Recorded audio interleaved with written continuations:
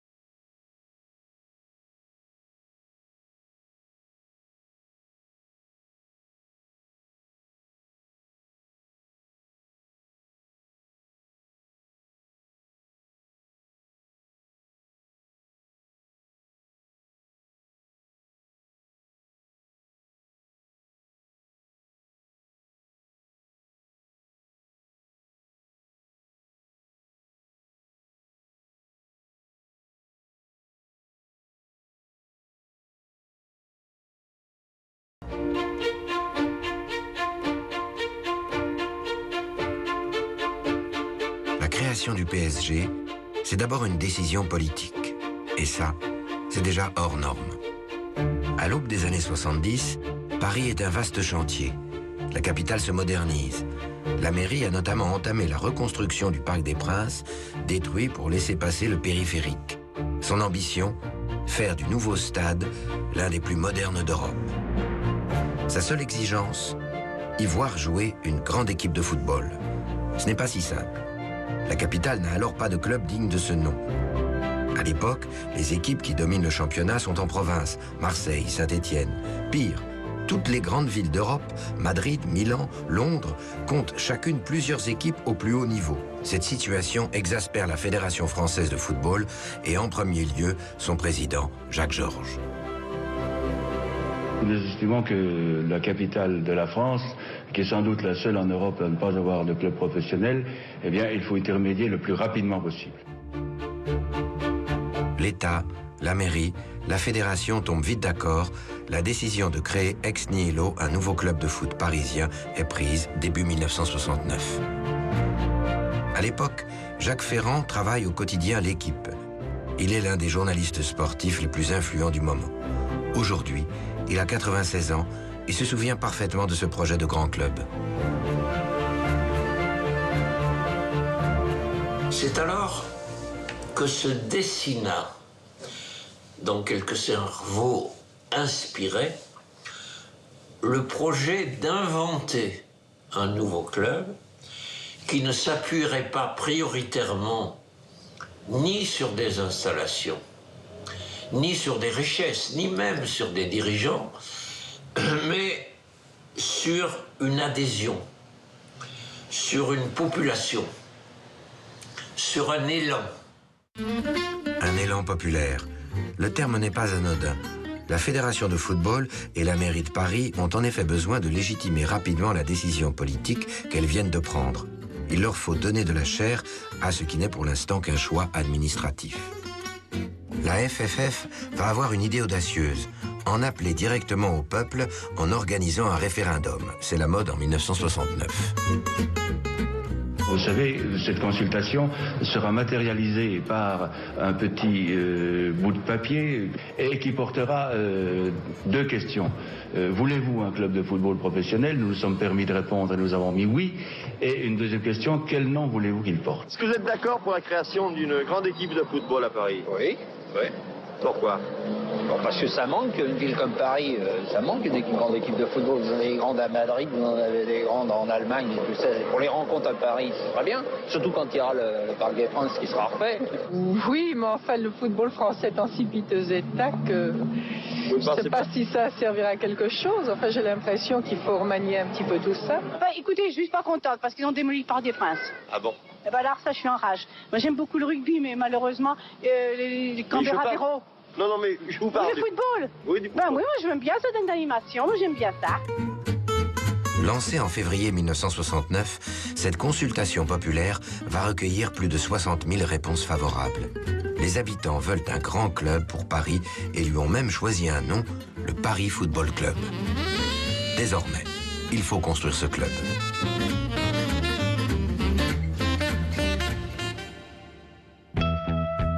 Pour mener à bien le projet, Jacques Georges va donc constituer une petite équipe ultra qualifiée, un commando. Il est présidé par Pierre-Étienne Guyot, un riche industriel et surtout président des fédérations de tir et de golf, un fin connaisseur du monde sportif. Autour de lui, Fernand Sastre, vice-président de la fédération, homme clé du foot français. Guy Cressan, un entrepreneur hyperactif, PDG de la société de transport Calberson. Il apporte les réseaux économiques. Enfin, deux journalistes de poids, Jacques Godet, le fondateur du quotidien L'Équipe, et Jacques Ferrand, spécialiste du football européen. Le comité se met immédiatement au travail.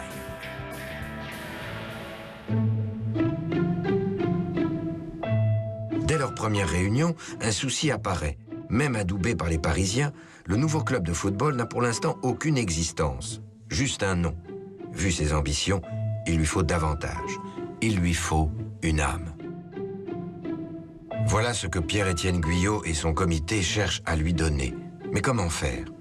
La solution va leur être soufflée lors d'un déjeuner, en avril 1969, par l'une des figures les plus emblématiques du football européen. Un invité exceptionnel que Jacques Ferrand, 47 ans plus tard, est encore ému de présenter. Santiago Bernabéu, président mythique du club devenu le premier du monde, le Real Madrid. Si Jacques Ferrand se tourne vers Santiago Bernabéu pour lui demander de l'aide, c'est parce qu'il sait que l'Espagnol ne peut rien lui refuser. En effet, Ferrand a participé en 1955 à la création de la Coupe d'Europe des clubs champions, la Ligue des champions aujourd'hui, initiée par le journal L'Équipe. Le Real Madrid a remporté les 5 premières éditions. Des liens d'amitié unissent les deux hommes et Bernabéu va se mettre au service du comité. Je revois encore cet homme massif, à la fois adorable et sévère, démonter pour nous le système espagnol des socios, qui, résumait-on, permettait à chacun des 100 000 propriétaires du Real de détenir un cheveu de Di Stefano. Il nous le donna en exemple, ce système, et conclut: ne comptez que sur vous et sur l'amour des Parisiens. Ils sont les seuls à pouvoir surmonter tous les obstacles qui ne manqueront pas de survenir. Commencez au plus bas, comme nous l'avons fait nous-mêmes au Real. Un jour, peut-être, nous retrouverons-nous face à face, tout en haut. Comment se pourrait-il, m'étais-je dit ce jour-là, que ce club, encore chimérique, mais adoubé par le Grand Real, ne parvienne pas un jour à exploser. L'idée est désormais actée. À l'image de ce qui se fait en Espagne, le nouveau club parisien va proposer à ses futurs supporters de devenir des socios, des associés, sorte d'actionnaires du club. C'est le moyen de créer rapidement un public fidèle et engagé. La cotisation est fixée à 25 francs, ce qui ferait 25 € aujourd'hui. Et c'est quelques mois plus tard, par un beau dimanche, que nous avons tous ensemble procédé au grand départ. Le grand départ, c'est une opération d'adhésion massive fixée le 1er février 1970. C'est surtout l'une des premières opérations de communication moderne jamais menées.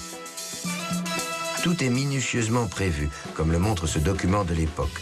Des bulletins, bien sûr, mais aussi des vignettes, des points de rendez-vous. Tout, des camions de la société Calberson jusqu'au rouleau de scotch pour coller les affiches. Et évidemment, le comité a mobilisé ses soutiens dans les médias. Les quotidiens L'Équipe et France Soir, mais surtout une grande radio, Europe numéro 1, comme l'on dit alors. La station a mis sur pied une matinée spéciale pour demander aux auditeurs de s'inscrire au Paris Football Club. Un événement animé par la vedette de l'époque, Pierre Bellemare. Et l'opération Pierre Bellemare, c'est Guy Cresson qui l'avait monté lui-même avec les gens d'Europe 1. Et c'est ensuite Pierre Bellemare qui a fait tout ce travail, en définitive. Pas tout seul, bien sûr, mais enfin, c'était lui la cheville ouvrière, disons, de cette opération. Pendant 4 heures, en studio, Pierre Bellemare, entouré de la direction du club, mais aussi de Roger Piantoni et Jacques Ferrand, donne de la voix pour inciter les Parisiens à s'associer. De nombreuses vedettes se prêtent également au jeu, à l'image de Mireille Mathieu, ou encore Eddie Mitchell, qui réalise même des interventions en direct. Bref, tout le monde s'y met. Même sans le vouloir, le spécialiste météo de la station. Il se trouve que cette journée, Paris était sous des trompes d'eau. Il a plu toute la journée. C'est important pour la suite. À 10h05, le technicien vient voir Pierre Bellemare dans la période de off et lui dit « c'est une catastrophe. La personne qui donne le bulletin météo toutes les heures a dit à 10h-5 à nos auditeurs « restez bien au chaud chez vous, il tombe des cordes dehors, restez bien au chaud chez vous ». Donc, des instructions formelles ont été données à la personne en question, qui tout d'un coup déclara à 11h-5 que la météo allait considérablement s'améliorer, ce qui n'était pas vrai, de manière à envoyer les futurs adhérents dehors. Voilà comment s'est passée cette matinée historique. À quoi tient le destin d'un club ? Mais écoutez, il était quoi, 10h du matin, je sortais de ma douche. J'étais branché sur Europe numéro 1, et qu'est-ce que j'entends? Pierre Bellemare qui demandait à tous les amateurs de football et qui désiraient un grand club à Paris de se présenter dans les différents lieux de rendez-vous. Pour moi, le 13e, c'était devant la mairie de mon arrondissement, où je me suis, dans la foulée, je suis parti évidemment, pris ma carte moyennant la somme de 25 francs. Michel Drucker, est-ce que Paris va enfin avoir son équipe professionnelle ? Eh bien oui, mon cher Eugène Bollard, il semble que tous les Parisiens qui s'intéressent au football, et ils seront nombreux, aient répondu à l'appel qui leur avait été lancé la semaine dernière. Il fallait 10 000 associés au minimum pour que le Paris Football Club puisse démarrer sur des bases solides. Ce chiffre de 10 000 a été atteint ce soir et M. Guyot et Cressan sont très satisfaits, je crois. M. Guyot. En effet, depuis dimanche dernier, nous avons franchi une grande étape.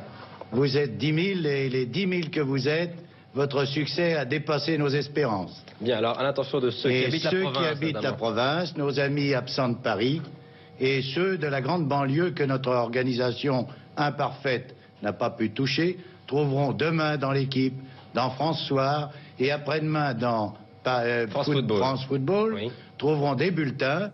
Mon éditorial du lendemain, intitulé « Naissance d'un club », commençait par ces mots: le Paris FC est d'ores et déjà le premier club de France. Les fondateurs du Paris Football Club viennent de réussir leur premier pari. Pourtant, ils ne vont avoir que peu de temps pour savourer leur succès. Une autre difficulté les attend, et elle est de taille. Guy Cressan, le vice-président du club, a un objectif ultra ambitieux en tête: il veut que son équipe joue directement en première division. Or, pour évoluer dans l'élite du football, la règle est simple. Un club doit impérativement disposer d'un effectif complet, de plusieurs équipes de jeunes et d'un centre d'entraînement. Et pour l'instant, le PFC n'a rien de tout cela. Il n'a même pas un joueur. Une solution va alors s'imposer. Il faut fusionner avec un autre club, déjà existant, et ainsi être immédiatement homologué. L'idée séduit. Les dirigeants se lancent à la recherche d'un partenaire, dans la région et même au-delà. Rouen se propose, mais la fédération refuse cette union. Paris jette alors carrément son dévolu sur Sedan. Tout le monde soutient cette option. Il ne manque que l'accord des Sedanais. On parlait d'une fusion possible entre Sedan et le Paris Football Club. Une réunion importante a eu lieu hier soir à Sedan. Quelle est la réponse des dirigeants ardennais? C'est la question que nous avons posée à Marcel Beutza, notre correspondant. Oui aux Ardennes, non à Paris, c'est le titre ce matin des quotidiens de la région Champagne-Ardenne. L'inquiétude qui régnait dans les milieux sportifs ardennais en particulier a pris fin hier soir. En effet, après 2 heures de discussion, l'Assemblée générale a repoussé l'offre de fusion avec le Paris Football Club. C'est la catastrophe. Paris ne pourra pas jouer directement en première division. Le 22 avril, moins de 3 mois après la campagne d'adhésion triomphale, le journal L'Équipe titre « Le Paris FC, c'est fini ». Les dirigeants sont à 2 doigts de tout abandonner. Ils décident de réunir les représentants des associés, les fameux socios, pour leur annoncer la nouvelle. Et là, coup de théâtre. Les supporters refusent d'abandonner le projet et les convainquent de trouver un autre club avec lequel fusionner, fût-il en 2e division. Galvanisés par cet enthousiasme, les dirigeants vont rapidement se mettre en chasse. Leurs recherches vont les mener à une 20aine de kilomètres seulement de la capitale. Saint-Germain-en-Laye, berceau des rois de France, connu pour son château qui a vu naître Louis XIV et sa forêt.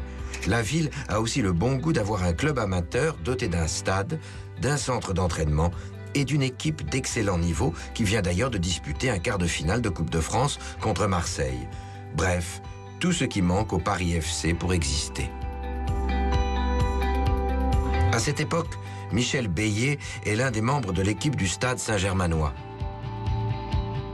Puisque à l'époque, Saint-Germain, pour pouvoir jouer en 3e division, avait des finances qui étaient très difficiles à trouver. Saint-Germain, c'est une ville très bourgeoise, mais qui n'a pas d'industrie, qui n'avait rien pour soutenir le club.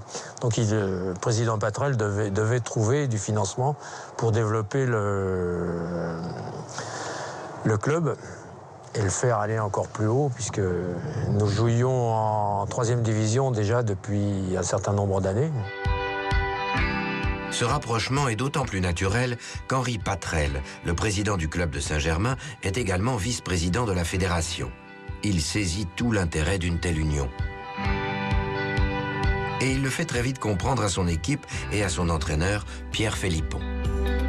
Un mariage, c'était un mariage, oui. Il y avait d'un côté les finances et de l'autre côté les installations. Voilà. Donc un bon mariage, puisque il y avait l'argent, mais où les joueurs s'entraîneraient. Donc ils s'entraîneraient à Saint-Germain. Henri Patrel, il est l'homme qui participe à l'organisation de la fusion avec le Paris Football Club. Et il est l'homme du protocole qui, le 10 juin 1970, lance de fait le Paris Saint-Germain Football Club. Supporter de la première heure, Daniel Germont a tout gardé du PSG, même les autocollants qui marquent le changement de nom. Et le Paris Football Club est devenu le Paris Saint-Germain Football Club. Le 31 juillet 1970, la fédération valide la fusion entre les deux clubs, donnant officiellement naissance au Paris Saint-Germain Football Club. Pour l'anecdote, le PSG récupère le numéro d'affiliation de Saint-Germain qu'il a toujours aujourd'hui et qui pourrait faire remonter son homologation à 1904. Paris débutera en National, nom de la Ligue 2 à l'époque, et se donne 2 ans maximum pour monter en D1 et investir le nouveau Parc des Princes. Il faut désormais bâtir une équipe. Le club dispose de l'effectif amateur de Saint-Germain. Un groupe performant, mais qu'il faut renforcer avec des professionnels. Les dirigeants ont une conviction, il leur faut un grand nom. Un joueur célèbre qui fera le pari du PSG et entraînera les autres dans son sillage. Ce joueur, c'est Jean-Claude Bras, attaquant de l'équipe de France. Il joue alors en Belgique, mais veut rentrer en France. C'est l'occasion. D'abord, une rencontre exceptionnelle avec Guy Crescent, qui était venu me voir à l'issue d'un match de l'équipe de France, quelques mois avant que je n'arrive effectivement. Et j'étais à l'époque joueur du Royal Football Club liégeois en Belgique, après avoir fait Valenciennes et ayant démarré au Red Star. Je suis venu, j'ai même pas négocié mon salaire, et j'ai commencé à sa demande sur le recrutement. Philippe Tournon avait fait dans l'équipe, dans le journal d'équipe, un article disant voilà, et donc j'étais le booster en tant qu'international bien sûr, etc. Et j'ai participé au recrutement. Jean-Claude Bras, qui fut l'ailier gauche de l'équipe de France et qui voudrait bien le redevenir. Roland Mitterrage, qui a échappé lui aussi à l'intempérature. Et bien sûr ici, Jean Djorkaeff, le capitaine de l'équipe de France. Jean Djorkaeff, après Lyon, après Marseille, vous revenez avec le Paris Saint-Germain Football Club. J'ai appelé Tchouki, je suis allé même faire signer le contrat à Roland Mitterrage. Et il y avait 6 professionnels donc, qui sont venus. Le plus beau coup à n'en pas douter, c'est lui, Jean Djorkaeff, dit Tchouki, alors capitaine de l'équipe de France et de l'OM. 46 ans plus tard, sur le banc de touche flambant neuf du Parc des Princes, il mesure encore l'ampleur du défi qu'il relevait. Malgré tout, moi, je prenais un risque terrible, c'est-à-dire que j'étais en équipe de France, c'est mieux donc. Hein, et le fait de descendre, c'est mieux donc en national, puisqu'à l'époque c'était le national, donc. Hein, forcément, j'allais peut-être perdre ma place en équipe de France. Donc c'était aussi problématique. Même si j'avais 30 ans, et bon, j'avais quand même espoir de jouer encore quelques années en équipe de France. Donc je pense que c'était un pari formidable. Le PSG a désormais ses professionnels. Se pose alors une question. Vont-ils s'entendre avec de simples joueurs amateurs? Parmi eux, il y avait Michel Prost, qui travaillait le jour et s'entraînait le soir avec les pros. Je pense que les dirigeants du club, à l'époque, Guy Crescent, Henri Patrel, choisissaient les joueurs, je parle des professionnels, hein, les amateurs, il y avait l'équipe qui avait, par leur qualité sportive, mais aussi leur mentalité. Et je pense que les gars qui sont venus les 3 premiers, ils avaient une mentalité exemplaire. On se titillait un peu à l'entraînement sur les épreuves physiques. Les amateurs voulant montrer aux professionnels qu'ils étaient presque plus forts physiquement que les professionnels. Je me souviens d'un entraînement dans la forêt de Saint-Germain où, entre nous, on avait décidé de semer les pros. Et puis, comme ils ne connaissaient pas encore très bien la forêt de Saint-Germain, ça avait été une petite aventure assez drôle. La première saison, ça a été un miracle. Mais dû d'ailleurs par l'ambiance formidable, où tout le monde y a participé d'ailleurs, hein, que ce soit les dirigeants, on va dire, parisiens, que ce soit Henri Patrel. Les joueurs, la magie, ça a été les joueurs qui se sont aimés, j'ose le dire. Parce que vous savez, même aujourd'hui, même ceux qui jouent aujourd'hui au PSG, s'ils ne s'aiment pas, ça ne joue pas bien. Hein. C'est une dimension, quels que soient les salaires, quel que soit le star system, quelle que soit la pression médiatique qui est aujourd'hui énorme.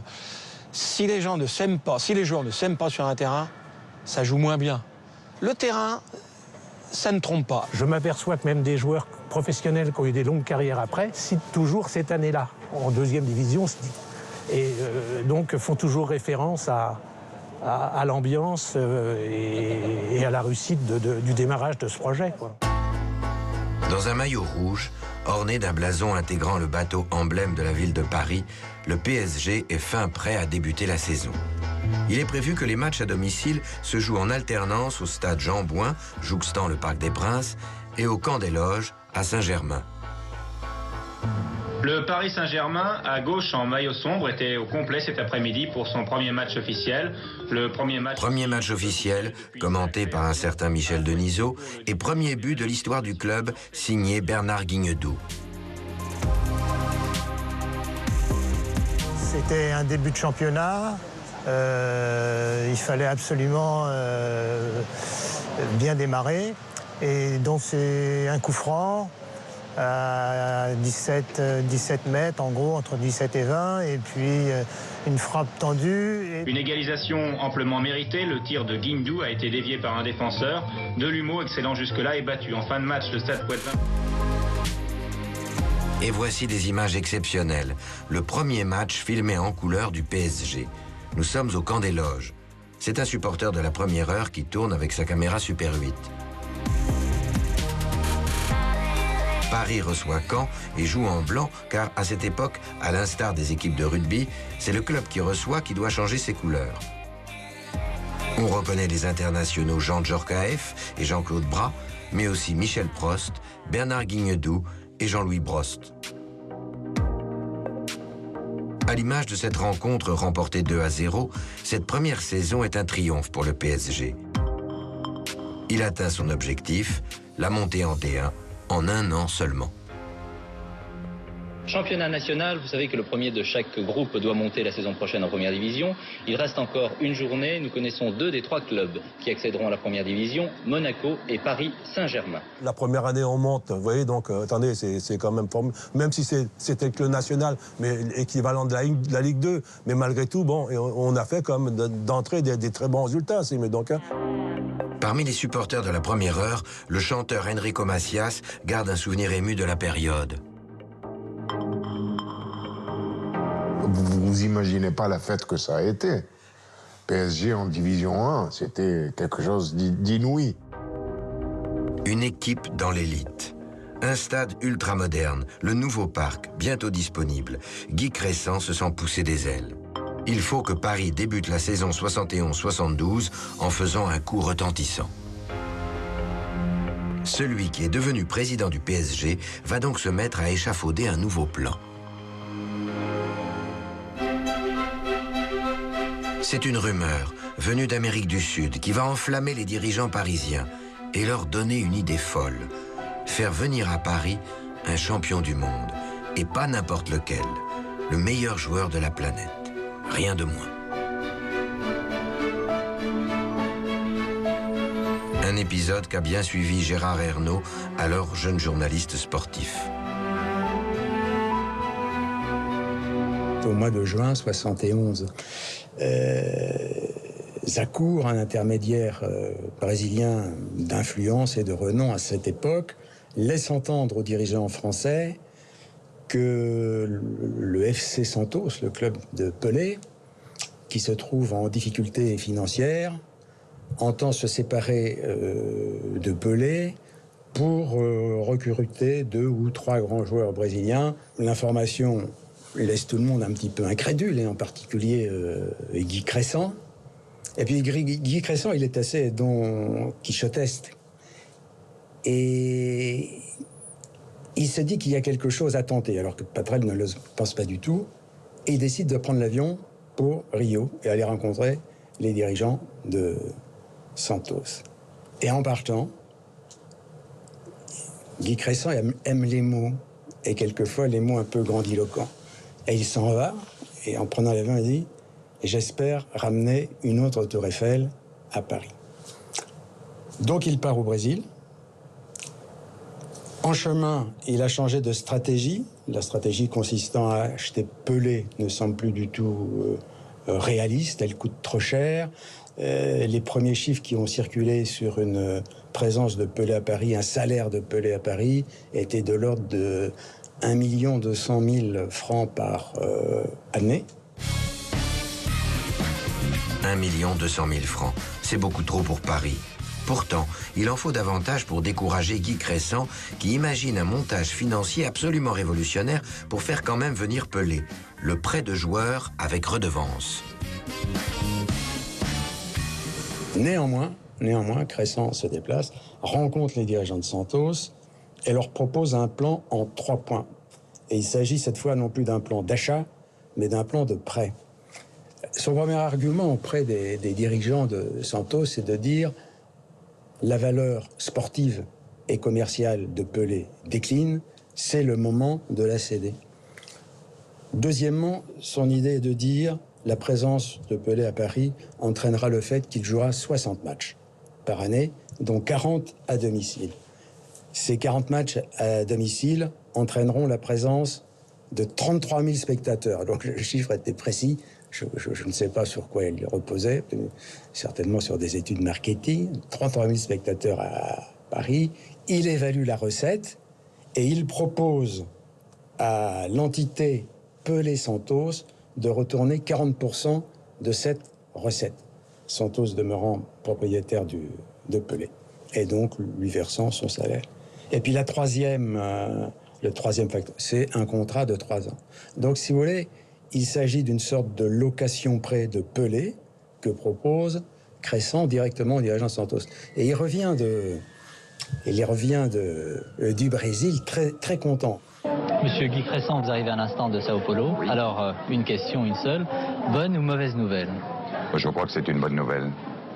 Je suis à peu près certain que Pelé sera des nôtres au mois de mai prochain. Son club, ses dirigeants et lui-même, maintenant qu'ils connaissent l'essentiel de notre proposition, non seulement parfaitement assimilées et comprises, mais encore sont très intéressés.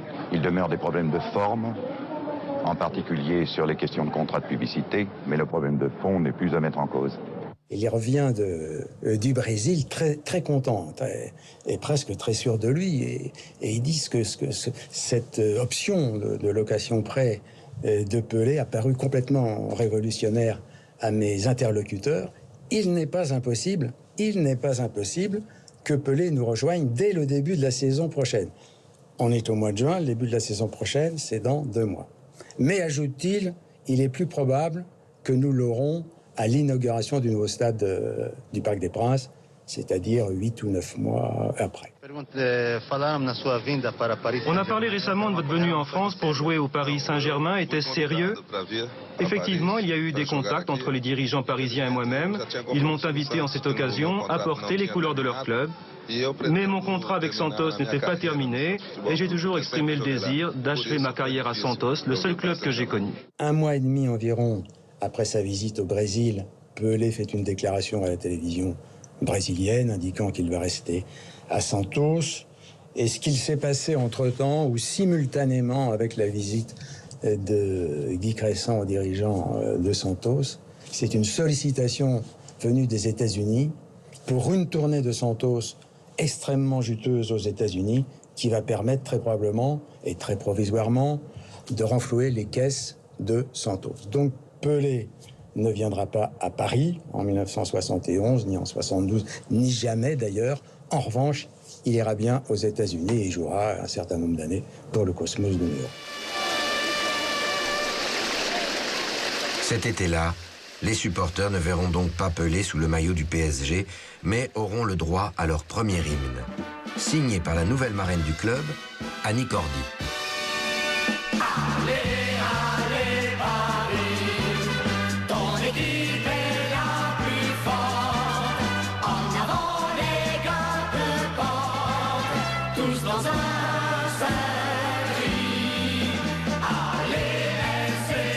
Merci Annie.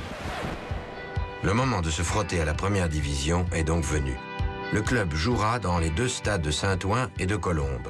Il recrute une dizaine de nouveaux joueurs. L'anglais Derrick, Allais, Delumeau, Orlaville, Léandri, mais surtout Rostagni, Leonetti, Arribas, Solas et un Brésilien coéquipier de Pelé à Santos, Joël Camargo. Le championnat démarre en beauté. Il y a eu un apport très important de joueurs nouveaux, notamment qui étaient issus de l'équipe de France amateur. Et ça a démarré, on a démarré comme un boulet de canon. Et on se disait, mais on va quand même pas finir champion, mais pourquoi pas? On a été très longtemps d'ailleurs dans les 3 premiers, etc. Et puis, après, la réalité est apparue. La réalité, c'est que l'équipe a du mal à tenir le rythme de la D1 sur la durée. À l'image de ce PSG Saint-Étienne qui voit la défaite des Parisiens sur leur terrain, la deuxième partie de la saison se passe mal. Le club plonge dans les profondeurs du classement. L'effectif est fatigué. Le problème, c'est qu'il n'y a pas que sur le terrain que le club a des soucis. En effet, les dirigeants ont reçu une lettre de la mairie de Paris qui a tous les aspects d'un ultimatum. Dans ce courrier que voici, la mairie, qui a accordé une subvention de 500 000 francs au club, envisage de supprimer cette aide vitale si le PSG ne change pas de nom et n'abandonne pas l'appellation Saint-Germain. Menace supplémentaire, sans cette modification, pas d'accès au nouveau Parc des Princes de 50 000 places. Une intense querelle commence. On ne parle pas de Milan sans sirop, mais on parle de Milan. Et c'est pourquoi nous pensons que le titre de Paris Football Club est tout de même une étiquette beaucoup plus importante que Paris Saint-Germain. Et d'autre part, je dois vous rappeler que la ville de Paris a pris cette disposition pour éviter que des clubs de banlieue se mariant avec des clubs de Paris puissent obtenir eux aussi des subventions de la ville de Paris. La ville de Paris refuse à Saint-Germain de voir son nom figurer, même par ses seules initiales, dans le sigle de l'équipe Fagnon. C'est un problème moral. Je laisse de côté l'aspect financier. Nous n'avons pas démérité. Saint-Germain a été associé et n'a pu. Il a fallu Saint-Germain pour que Paris ait une équipe en première division. Nous refusons, quant à nous, de nous laisser balayer. Si on nous balaye, au revoir. En quelques semaines, le climat se tend au sein du club. Deux camps s'affrontent. Ceux qui, avec Guy Crescent, veulent abandonner Saint-Germain, garder la subvention et le nouveau stade, et ceux qui, derrière Henri Patrel, devenu président en décembre 71, refusent de céder. Cette tension va connaître son paroxysme le 10 mai 1972. Ces images racontent un moment exceptionnel de la vie du club. Ce soir-là, une assemblée générale extraordinaire se tient à l'hôtel Méridien à Paris. Les socios, les supporters associés, sont appelés à voter. Le choix est simple. Le oui pour garder la subvention, le non pour garder Saint-Germain. À l'issue du vote, le président Patrel annonce les résultats. Majorité des 2/3, 617. Ont exprimé le oui, 623. La majorité des 2/3 ayant été requise, c'est donc le oui qui l'emporte et le conseil d'administration se réunira pour donner la suite à cette assemblée générale. Ainsi donc, l'Assemblée s'était prononcée pour la subvention du Conseil de Paris, donc pour la création d'un nouveau club, le Paris Football Club. Supporters et opposants manifestaient bruyamment, mais 20 minutes plus tard, coup de théâtre, on avait repointé les résultats et M. Patrel venait annoncer la rectification du vote.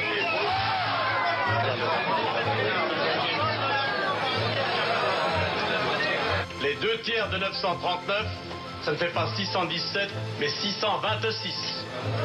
Les oui, 623, et les non, 316. Il n'y a donc pas le quorum des 2/3. Pour 3 voix donc, tout était remis en cause. Paris Saint-Germain restait Paris Saint-Germain et Jean Philibert demandait à M. Guy Crescent, président d'honneur, de tirer les conclusions de cette soirée agitée. Donc, quelle sera la suite? Écoutez, de toute façon, dans un cas comme dans l'autre, cela prouvait certainement surabondamment qu'il existe une profonde division d'opinion dans le club. Ça, c'est certain. Notre secteur a décidé de voter contre ce chantage et de voter pour Saint-Germain. Parce que moi, c'est toujours Paris Football Club, encore aujourd'hui d'ailleurs. Hein. Et à partir de là, j'ai continué à suivre les matchs du Paris Football Club. Après cette assemblée générale houleuse, et malgré le résultat du vote, les deux camps vont vite s'avérer inconciliables. La rupture, inévitable, est rapidement consommée. Il y avait dans les statuts de création et d'accord de partenariat avec Saint-Germain, un article particulier qui faisait que Paris, enfin le côté parisien, ville de Paris, pouvait demander à ce que la partie Paris FC reprenne son nom et que le nom de Saint-Germain disparaisse. Nous sommes réunis en conseil d'administration et je pense que nous allons vers, disons, une séparation amiable. Donc vous gardez votre écusson de Paris Saint-Germain, si je comprends bien, et il y aura un club professionnel qui sera le Paris Football Club. Le Paris Football Club sera un club essentiellement professionnel et le Paris Saint-Germain Football Club sera un club qui sera essentiellement amateur avec ses équipes de jeunes et qui restera, disons, à Saint-Germain. Et ça a été terrible. Et je dirais même que certains joueurs comme mon ami Michel, Prost, Bernard Guindou étaient très tristes parce que tous aimaient Henri Patrel. Ça a été un épisode un petit peu douloureux, ça.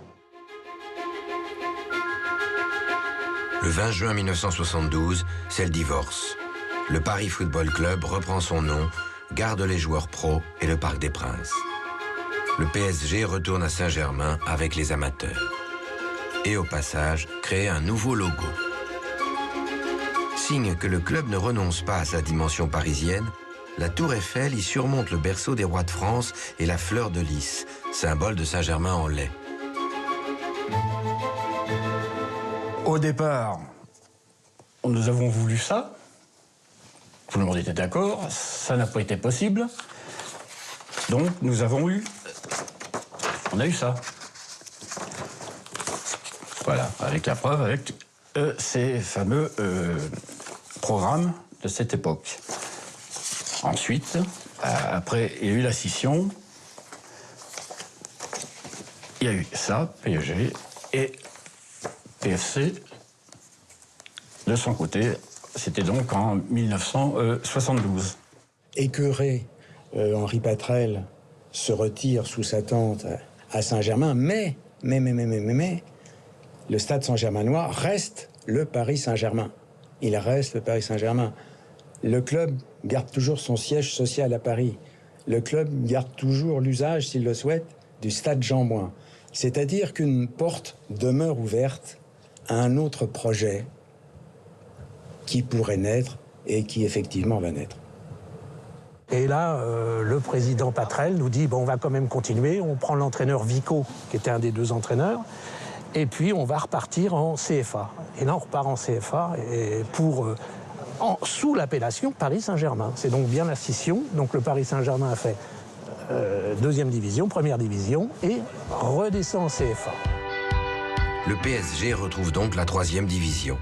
Il faut tout reconstruire, à commencer par une équipe. Elle est confiée à Robert Vico, qui entraînait les jeunes. Il a une mission, retrouver rapidement la D2. J'avais l'ambition, en entraînant l'équipe première, de remonter, d'avoir des bons résultats. Monsieur Patrel avait fait un effort pour aller chercher Laposte, André. Donc on arrivait petit à petit à former une ossature. Il y avait Béréo, il y avait Bélier, des anciens joueurs, Choquet. Et tout ça m'a incité à Prost, et tout ça m'a incité à rester. On pensait qu'on était vraiment reparti à Saint-Germain-en-Laye, là-bas, pour quelques années en CFA, avec des petits moyens, parce que financièrement, c'était difficile. Je dois même dire qu'en plus, l'ambiance était tellement exceptionnelle que les derniers mois, on n'était pas payés du tout. Enfin, pas payés, c'était les primes d'hommage, etc., etc. C'était vraiment une situation financière très difficile, et malgré tout, il y a une bonne ambiance. L'entraîneur était proche des joueurs, enfin, on est resté solidaires. Cet esprit de corps va une nouvelle fois sauver le club. Le PSG enchaîne les victoires et se retrouve très vite en lice pour le titre face à Quevilly. Les deux équipes sont pendant de longues semaines au coude à coude jusqu'à une rencontre au sommet le 4 février 1973. Le PSG reçoit Quevilly. Le championnat se joue sur ce match. Et l'entraîneur ne le cache pas. Donc, pas de pronostic pour Paris Saint-Germain-Quevilly dimanche prochain. C'est-à-dire qu'on va se présenter pour le gagner. Le pronostic, je crois qu'il est tout fait. On doit le gagner si on veut avoir des prétentions de pouvoir monter. Les espoirs des Parisiens sont hélas rapidement douchés. Sur leur terrain, les hommes de Robert Vico, en rouge, s'inclinent 3-1. Le titre et les rêves de retour en D2 s'envolent. Quevilly gagne le championnat.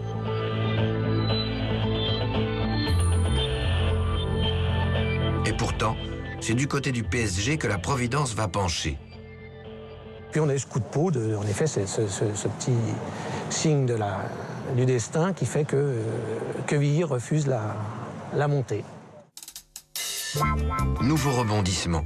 les dirigeants de Quevilly estiment ne pas pouvoir payer la rénovation de leur stade pour être aux normes de la 2e division. Ils décident de renoncer à la montée. C'est le PSG qui en profite. Les deux présidents étaient de bons amis. Hein. C'était le président Lozaï, un industriel à Quevilly, et le président Patrel.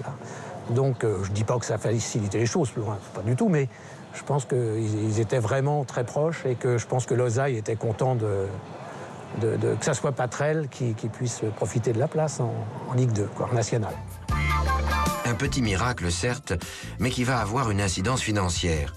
Car qui dit 2e division dit dépenses supplémentaires. Malheureusement, à l'image de ce déplacement à Cherbourg, le club est mal en point financièrement. 350 000 francs de déficit. Joueurs, dirigeants et supporters ont beau fêter la fin de saison lors de barbecues conviviaux, il faut trouver de l'argent frais et vite. Cela tombe bien. À cette époque, un jeune homme fortuné cherche justement à investir dans le football.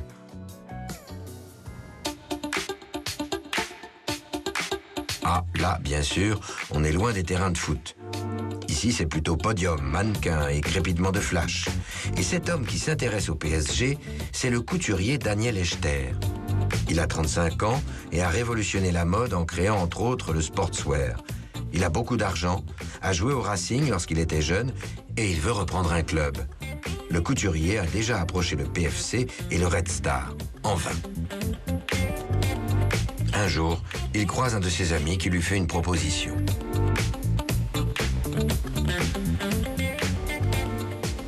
Francis Borrelli, avec lequel je jouais au football, nous jouions dans la même équipe à l'époque de seniors. Mais moi j'étais le plus jeune, mais bon, je jouais avec eux quand même. Et je l'ai rencontré dans la rue, ses bureaux n'étaient pas très loin de mon studio. Et il me dit, j'ai vu que tu montais un club de football, on est avec toi. Et il m'a dit, j'ai 1 ou 2 amis qui sont prêts à rentrer aussi. Jean-Paul Belmondo, qui était le meilleur ami de Jackie Bloch, qui a été la véritable cheville ouvrière du Paris Saint-Germain, qui a réuni tout ce monde-là, nous a rejoints aussi. Donc Jackie Bloch connaissait bien le président de Patrel, et il nous a dit, écoutez, il y a un club très sympathique qui est Saint-Germain, c'est peut-être un club à jouer. Ils ont servi de support au Paris Football Club. Et puis voilà. Donc j'ai pris mon téléphone, j'ai appelé M. Patrel, que je ne connaissais pas, je lui ai dit qui j'étais, il était un peu surpris de m'avoir au téléphone, et on a pris rendez-vous, et puis j'ai dit voilà, on est avec un groupe d'amis, et on est prêt à monter un club pour jouer en première division. Le 15 juin 1973, le couturier signe un accord avec Henri Patrel lors d'un dîner au restaurant. Dîner auquel participe Jean-Paul Belmondo, ici avec l'entraîneur Robert Vico. Le lendemain, le PSG doit jouer la finale de la Coupe de Paris. Quand on a joué la finale de la Coupe de Paris, c'est là que M. Patrel nous a annoncé qu'on allait avoir une grande surprise si on gagnait. Et il gagne. Michel Beillet se souvient encore de sa surprise lorsqu'il a vu débarquer dans les vestiaires celui qui allait devenir leur nouveau directeur sportif. C'est Juste Fontaine que l'on a vu rentrer dans les vestiaires en premier. Alors vous parlez d'une surprise parce que c'était quand même meilleur buteur de la Coupe du Monde 58. Pour nous, c'était un peu une idole déjà. Hein. Et puis Daniel Echter, que personnellement on connaissait, on savait que c'était un grand couturier, mais on ne connaissait pas plus que ça. Et puis Jean-Paul Belmondo, Tallard, qui était quand même assez connu dans le milieu du spectacle.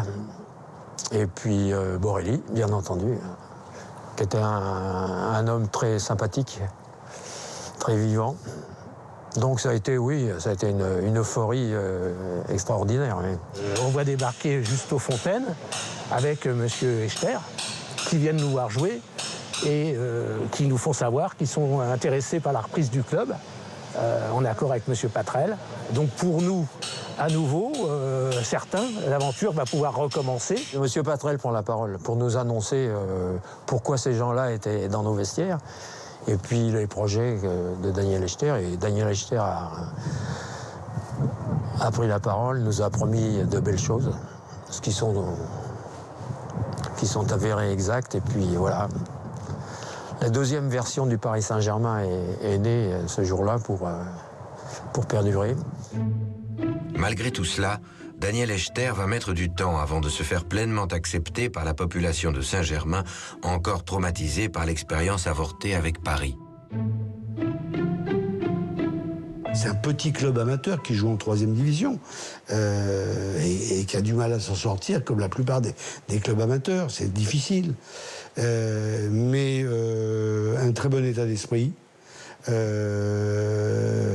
un club sympathique. Avec une grosse difficulté, c'est que les dirigeants saint-germanois, pas Patrel, mais tous les autres dirigeants, tous ceux qui faisaient partie du conseil d'administration, avaient une méfiance carrément, je dirais, anti-parisianiste. Donc je me suis engagé, j'ai signé des accords comme quoi je m'engageais à ce que ni moi ni mes successeurs ne changeraient jamais le nom du club, qu'on garderait les couleurs, etc., etc. Donc j'ai quand même eu plus d'un an, 1 an et demi à me faire adopter par les Saint-Germanois, qui ont vraiment compris à un moment que c'était mon bébé, que c'est moi qui portais ce club et que j'avais fait les sacrifices et les efforts suffisants. Supporters, dirigeants, les quelques supporters, parce qu'on avait 125 supporters au départ, et pas plus, ceux qui venaient au stade voir l'entraînement, et le staff technique tout ça vivait en parfaite symbiose. Il y avait une ambition, c'était ce qu'on appelle une vraie histoire d'homme, comme dans un film. Une histoire d'homme, certes, mais aussi d'argent. Daniel Echter comble le déficit, fait venir de nouveaux joueurs professionnels et, évolution majeure dans le football français pour l'époque, va se mettre à gérer le club comme une entreprise commerciale. Le PSG change de dimension. Si vous voulez mieux, ça a été la première locomotive du merveilleux train du parcours de Paris Saint-Germain. Et ça a été le début d'une nouvelle ère du football. Ça, c'est un ressentiment personnel, mais je pense que l'arrivée de Daniel Echter a changé toutes les mentalités dans le football français, même voire plus loin. Plus professionnel, plus riche, mieux organisé, voilà le PSG sur une nouvelle voie. Mais par où a-t-il fallu en passer pour en arriver là? Avec le recul, ces 4 années tumultueuses symbolisent à elles seules les affres du football parisien. Pour moi, Paris Saint-Germain, c'est quand même l'anomalie parisienne. Une anomalie parisienne. Comment faut-il en passer par autant de cheminements, d'étapes, de fusions, de compromis, pour enraciner dans une grande capitale européenne un club de football français viable, alors que de multiples autres capitales européennes ont souvent 2 clubs, voire davantage à Londres, qui ne se contentent pas de vivre, mais qui sont performants. Donc pour moi, c'est l'image d'une anomalie française.